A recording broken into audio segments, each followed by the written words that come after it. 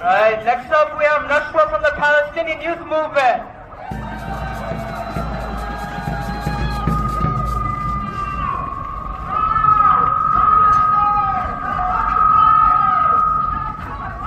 Hello, I'm here today speaking on behalf of the Palestinian Youth Movement.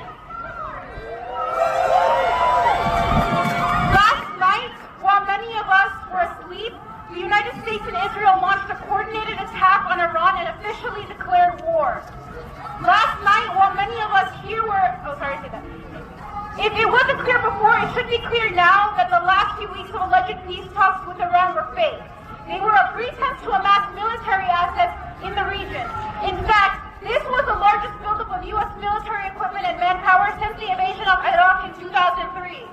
And every step of the way, the U.S. and Israel have worked hand in hand to press the United States' suffocating boot of imperialism further down on the neck of the Middle East sovereignty. But why and to whose benefit?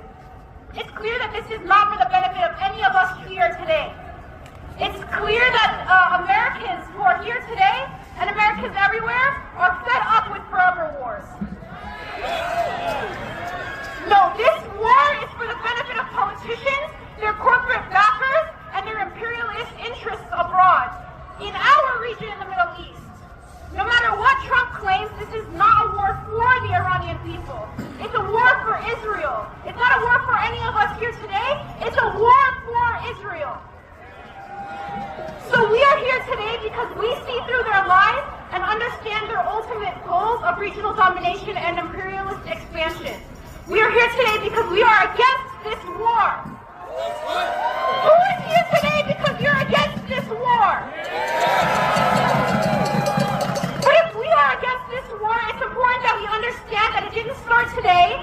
It didn't start last summer, the last time Israel attacked Iran, and by the way, killed more than 1,000 Iranians in that attack. It didn't start in 1979 after the Iranian Revolution, when U.S. aggression via sanctions and other threats began. It didn't even start after the CIA-backed coup of the Iranian president, who caught the ire of the U.S. after nationalizing the Iranian oil industry. That's not when the war started. This war started when Zionists, backed by imperialist powers, invaded our land with a plan of reconfiguring our entire region for imperialist interests. You see, when Zionism laid claim on Palestine and codified that claim by building their illegitimate state in 1948, they became an important base for imperialist control of our region. And they have made it the Middle East problem ever since.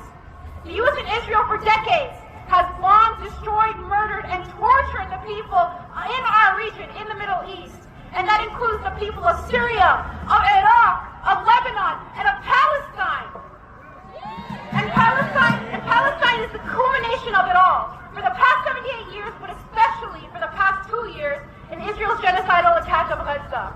This attack on Iran is an extension of the imperialist violence we've seen enacted on Palestine, Lebanon, Syria, Yemen, and Iraq for the past 2 years.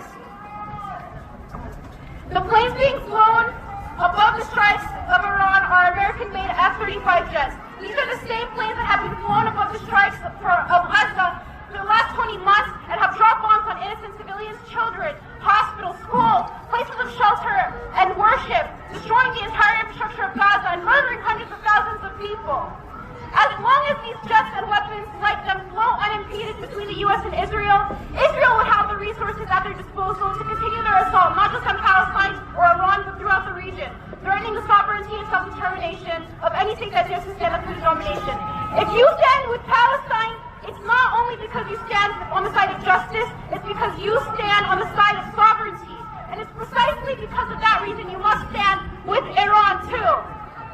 From Palestine to Iran, free Iran, hands off the Middle East, and free Palestine.